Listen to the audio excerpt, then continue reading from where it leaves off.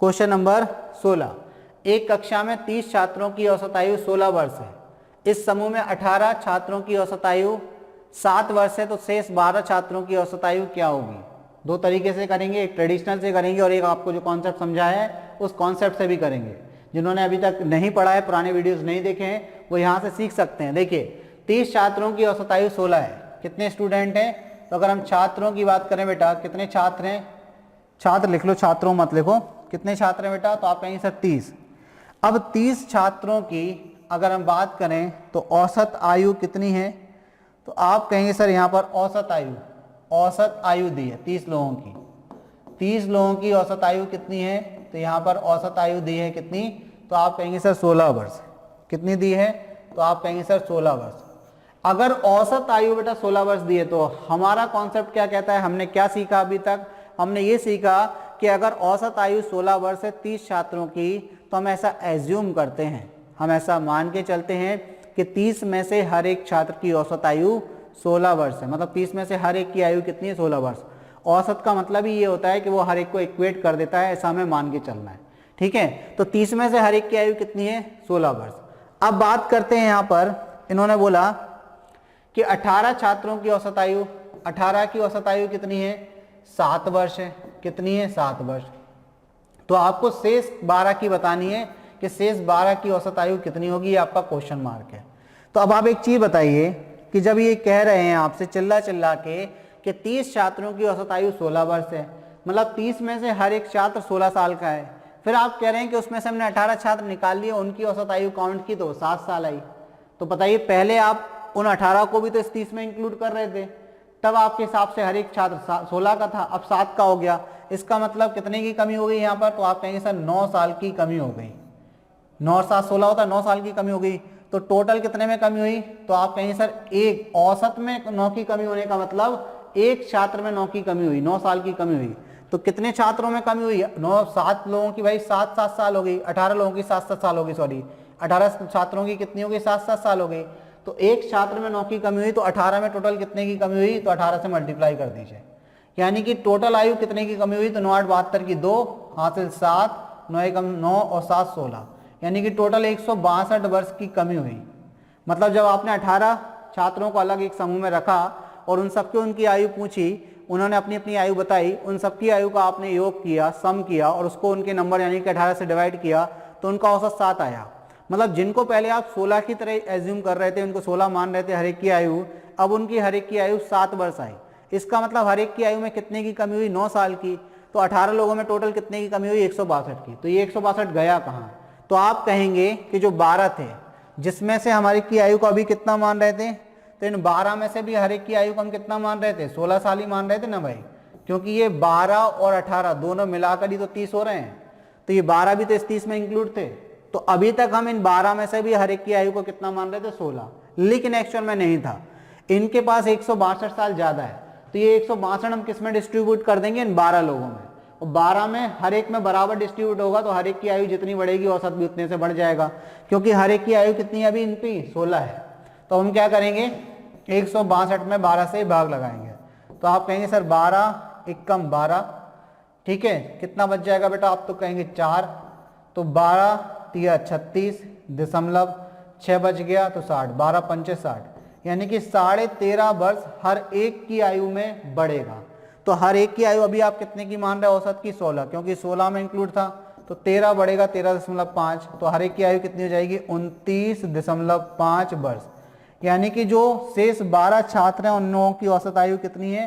तो आप कहेंगे सर 29.5 वर्ष है, यानी कि 29.5 वर्ष है। किस ऑप्शन में दिया है बेटा? तो आप कहेंगे सर ऑप्शन सी में। और ये कॉन्सेप्ट समझ में आया? तो आप बता दें, जितना समझने में और समझाने में टाइम लगा है उतना करने में टाइम नहीं लगता इस मेथड से। अगर आपको कॉन्सेप्ट क्लियर हो गया तो आप इस क्वेश्चन को ऐसे बनाएंगे, बोलते हैं ना चुटकियों में, तो ये रियलिटी है, आप चुटकियों में बनाएंगे। ठीक है, चलिए अब आपको दूसरा मेथड बता देते हैं, अगर ये आपको क्लियर नहीं है तो। सेकंड मेथड आप क्या कर सकते हैं कि 30 का औसत आपको कितना दिया? तो आप कहेंगे सर 16। तो 30 का कुल योग कितना हो जाएगा आयु का? तो कुल योग निकाल लीजिए 30 का। तो आप कहेंगे सर 16 × 30 कर दीजिए। तो 30 लोगों की कुल आयु कितनी हो गई? तो आप कहेंगे 16 3 48, यानी कि 480। अब यहाँ पर 18 लोगों का औसत कितना है? तो आप कहेंगे सर 18 का 7 है। तो इनका कुल योग कितना हो जाएगा, तो आप कहेंगे सर यहाँ पर कुल योग आएगा 18 इंटू 7, 18 इंटू 7 यानी कि 7 अट्ठे 56 की 6 हासिल 5, 7 एकम 7 5 12 126 साल, ये 480 साल और ये 126 साल। अब अगर आप 30 लोगों के कुल योग में से 18 लोगों का कुल योग माइनस कर देंगे तो कितना बचेगा, 12 लोगों का कुल योग। क्या आ जाएगा, 12 का कुल योग आयु का, 12 का कुल योग आ जाएगा आयु का कुल योग 12 लोगों का। तो 480 में से आपको 126 माइनस करना है, 10 में से 6 गया 4, 3 जाएगा 8 में से, तो आप कहेंगे सर 5, 354 आएगा, कितना 354 वर्ष। ये 12 लोगों का कुल योग है, तो अगर कुल योग में हम उनकी संख्या से भाग दे देते हैं तो क्या आ जाता है, औसत। तो 12 लोगों का एवरेज कितना आ जाएगा, औसत कितना आ जाएगा, तो आप कहेंगे सर 354 में 12 से भाग लगा दीजिए, तो आप कहेंगे सर 12 दूनी 24, 2 बार भाग गया, ठीक है, 24 तो 11 बचा, कितना हो गया 114, 12 नंबर 108, 12 10 नंबर 121, तो 12 नंबर 108, तो कितना बचा 6 12 पंचे 60। तो आप इस तरीके से भी कर सकते हैं, 29.5 वाई मतलब ईयर, तो 29.5 साल क्या हो गया आपका, शेष 12 लोगों की औसत आयु निकल कर आके। क्लियर, तो ऑप्शन सी आपका आंसर है। अगले क्वेश्चन की तरफ बढ़ते हैं, क्वेश्चन नंबर 17 देखते हैं बेटा। क्वेश्चन नंबर 17 आपसे कह रहा है कि 1800 का 45% प्लस 1500 का 60% बराबर 3420 का प्रतिशत कितने प्रतिशत के बराबर होगा, ये आपको बताना है। चलिए यहां पर हम लिखते हैं 1800 का 45% का मतलब क्या होता है, मल्टीप्लाई, प्लस 1500 का कितना, तो आप कहेंगे सर 60%, ये भी मल्टीप्लाई, 3400 का 3420 का कितना प्रतिशत, तो हमने बोला x प्रतिशत, कितना प्रतिशत, x प्रतिशत।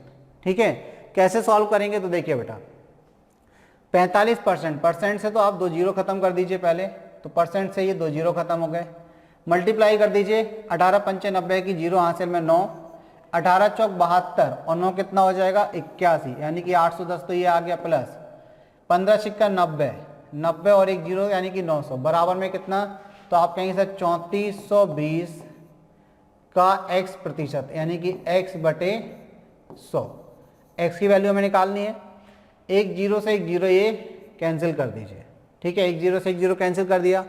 अब देखिए क्या आएगा भाई आपके पास, तो आप इन दोनों को जोड़ दीजिए, तो आप कहेंगे सर 0 1 और ये 1710 आएगा, ठीक है। अच्छा इसको 3400 जीरो मत काटिए, जीरो काटने के ना काटने के बहुत ज़्यादा फायदे हैं, काटने के फायदे नहीं है, ना काटने के बहुत ज़्यादा फायदे, इसको मत काटिए, देखिए 1710 दूनी 3420 होता है, इसलिए नहीं काटा हमने, 3420 और ये कितना है x बटे 100, ठीक है, 1720 और ये कितना आ रहा है भाई, x प्रतिशत ही बोला था का x प्रतिशत बोल रहे हैं भाई, x का मान निकालेंगे तो यहाँ कितना आ रहा है भाई, चलो देख लीजिए, यहाँ पर आपने काटा तो 1700 से 10 से ये 3420 2 बार कट गया, 2 से ये 50 बार कट गया, तो यहाँ पर एक बचेगा, 50 का मल्टीप्लाई, तो x की वैल्यू कितनी आ गई 50, यानी कि 50% है।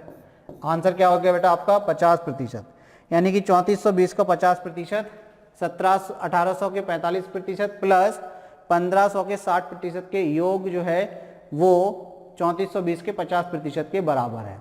तो आपका 50% क्या हो जाएगा, आंसर किस ऑप्शन में दिया है, तो ऑप्शन डी में दिया है, तो ऑप्शन डी क्या हो गया बेटा आपका आंसर। क्लियर, चलिए आगे बढ़ते हैं, क्वेश्चन नंबर 18 देखते हैं।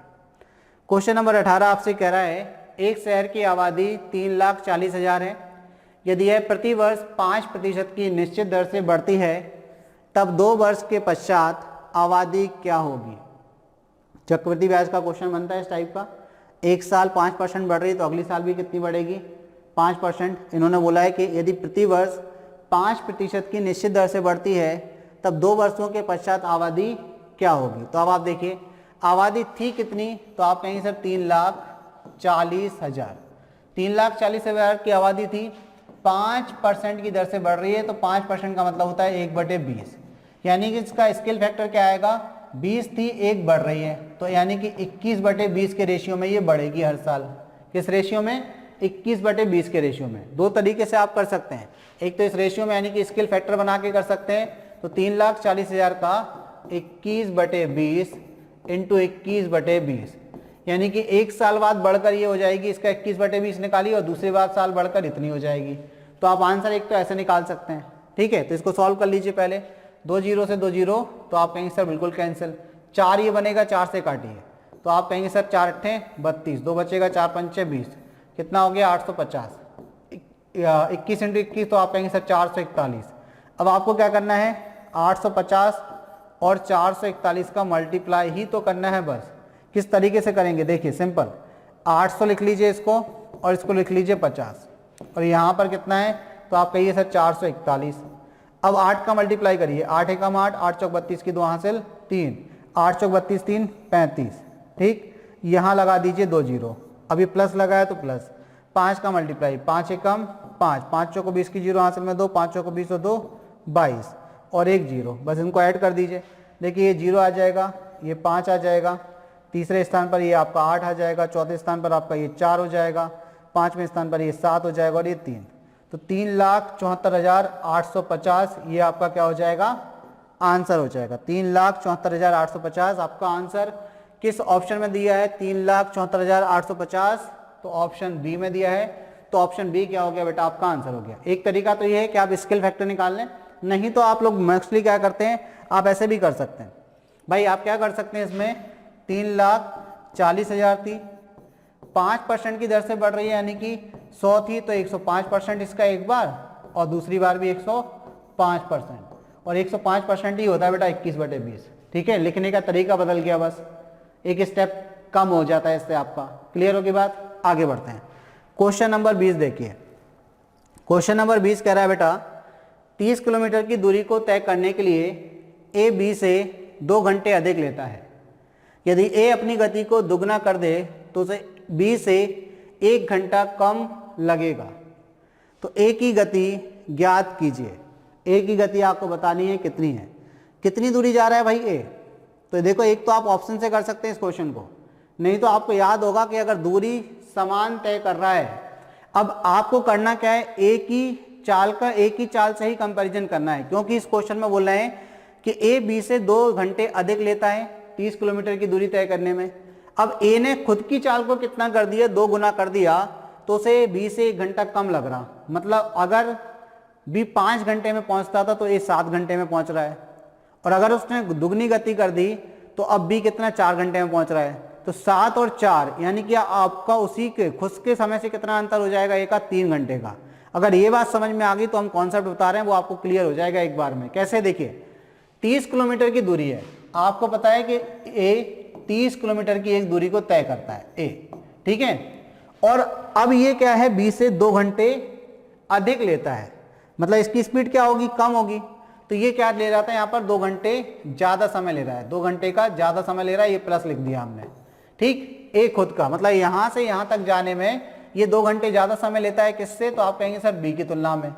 लेकिन ए ने अपनी गति को जैसे ही दुगना कर दिया तो इसको बी से 1 घंटा कम लगता है, मतलब अब ये 1 घंटा कम समय ले रहा है। अब ये क्या कर रहा है, माइनस में आ जाएगा आपका समय, किसमें, माइनस में। तो अब ये क्या कर रहा है, 1 घंटा कम समय ले रहा है, अब इसको 1 घंटा कम समय लगता है। तो अब आप इस चीज को समझिए कि मान के चलिए बी 5 घंटे में पहुंचता था, मान के चलिए, तो ए को कितना घंटे लगते थे, 7 घंटे, और अब उसने चाल को दुगना कर दिया तो अब इसको कितना घंटा लग रहा है, 4 घंटा। मतलब ए का खुद के समय से अंतर देखिए कितने घंटे का आया, 3 घंटे का आया कि नहीं। मतलब पहले वो 7 घंटे जहां लेता था ए, अब वो 4 घंटे ले रहा है, तो उसको खुद के समय से अंतर 4 घंटे का आ गया कि नहीं। तो आप देखिए हम बोले 4 घंटे का, सॉरी 3 घंटे का अंतर आ गया।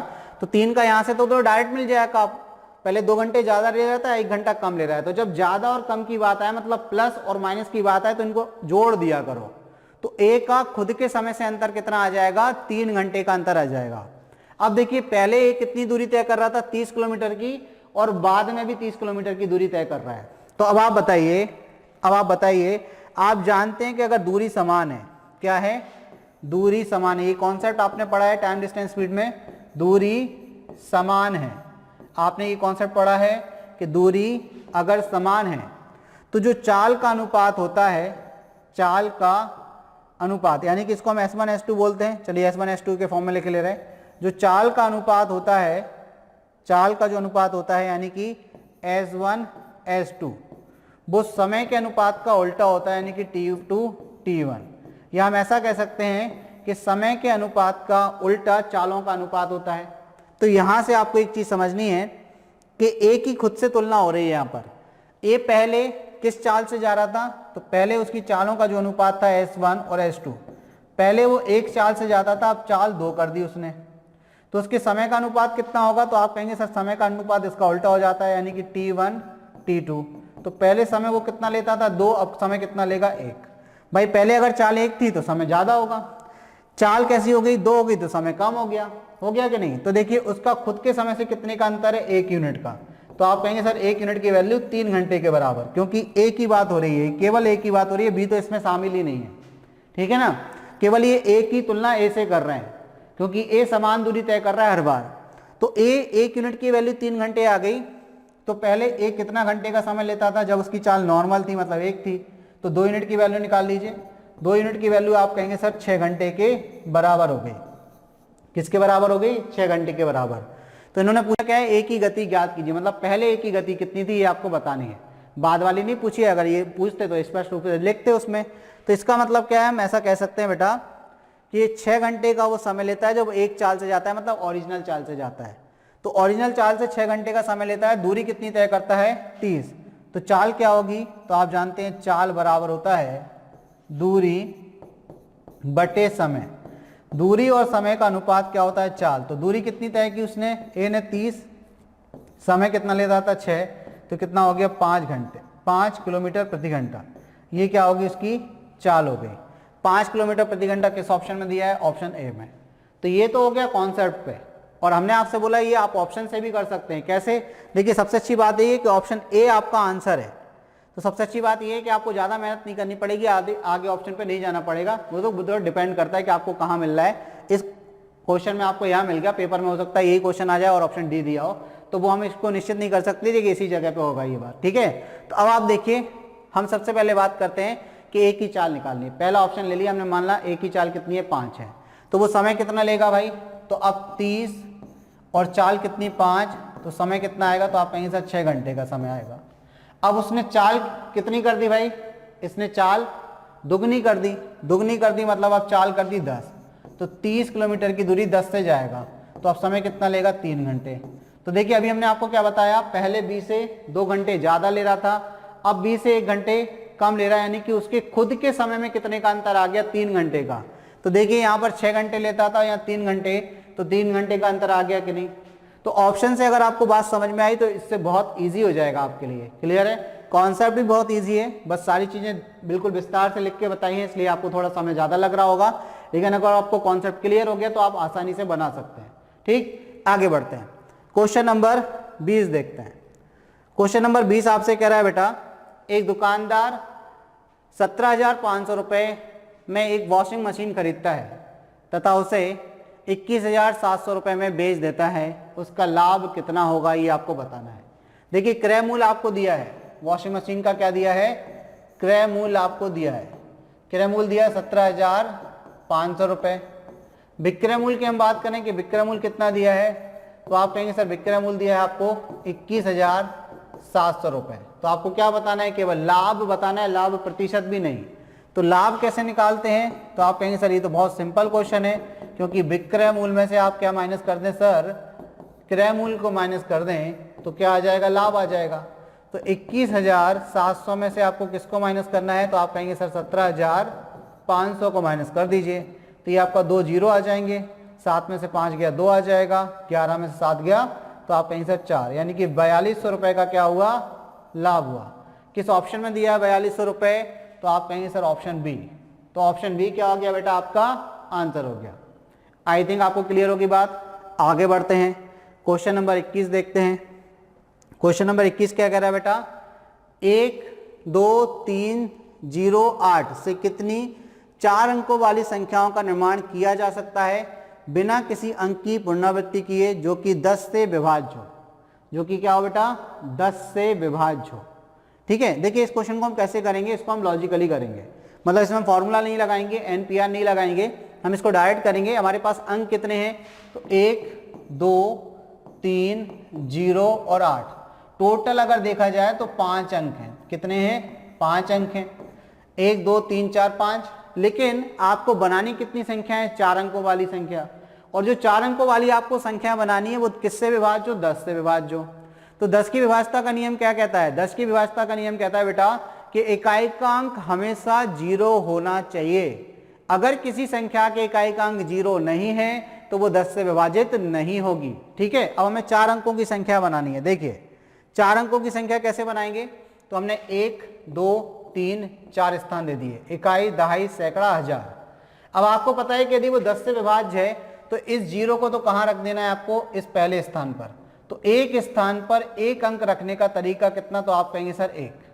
आपके पास कुर्सी 1 है, आपको एक व्यक्ति उस पर बिठाना है, कितने तरीके से बिठा सकते हैं, तो आप कहेंगे सर एक कुर्सी है, एक व्यक्ति, एक तरीके से। भाई एक कुर्सी है, आजा बेटा तू बैठ जा, ऐसा ही करेंगे ना। ऐसा तो नहीं करेंगे कि बैठ जा फिर उठ जा, फिर बैठ जा फिर उठ जा, तो आप कहेंगे हजारों लाखों इनफाइनाइट तरीके बनेंगे। तो एक कुर्सी एक व्यक्ति को बिठाने का तरीका एक। अब आपको पता है कि संख्या आपकी 10 से विभाज्य कब होगी, जब उसका इकाई का अंक क्या होगा, 0 होगा। अब इकाई का अंक 0 होगा यानी कि एक स्थान पर एक अंक यानी 0 रख दिया, एक तरीका। ठीक, अब आप देखिए आपके पास कितने अंक बचे, 1 2 3 4 अंक बचे, 0 तो आपने रख दिया। स्थान कितने बचे, 3। तो इस वाले स्थान पर आप कितने अंक रख सकते हैं, यदि हम बोले इकाई, दहाई, सैकड़ा, हजार के स्थान पर आप कितने अंक रख सकते हैं, तो आप कहेंगे सर इन 4 में से किसी एक को भी।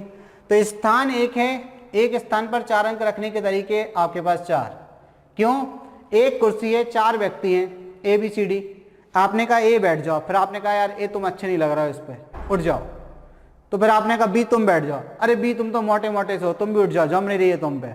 तो वो भी उठ गया बेचारा। तो 2 तरीकों तो आपने इस्तेमाल कर लिए। फिर आपने सी को बैठाला, अरे सी तुम तो कुर्सी के कलर से मैच ही नहीं कर रहे, उठ जाओ। फिर उसने कहा डी को बैठ जाओ। अब यही तरीके होंगे, मतलब एक कुर्सी है और उस पर 4 लोग बैठाना है, कितने तरीके से बैठा लोगे, तो आप कहेंगे सर 4 तरीके से। तो एक स्थान पर 4 अंकों में से एक अंक रखने के तरीके 4। लेकिन अब हम क्या करते हैं, चूंकि अंकों की पुनरावृत्ति नहीं होनी है तो इस केस में हम एक अंक को फिक्स मान लेते हैं। हमने बोला कि इन 4 में से कोई एक अंक यहाँ पर फिक्स हो गया। तो अब कितने बचे आपके पास अंक, 3। एक स्थान 3 अंक रखने के तरीके 3। फिर आपने एक इस स्थान पर भी फिक्स मान लिया। तो अब आपके पास एक स्थान अंक कितने, 2, तो आप 2 रख सकते हैं। आपस में इन सबका मल्टीप्लाई करना है, 4 3 12, 12 दूनी 24, 24 से कम 24। तो कितने अंक बना सकते हैं आप, कितनी संख्या बना सकते हैं, तो आप कहेंगे सर 24।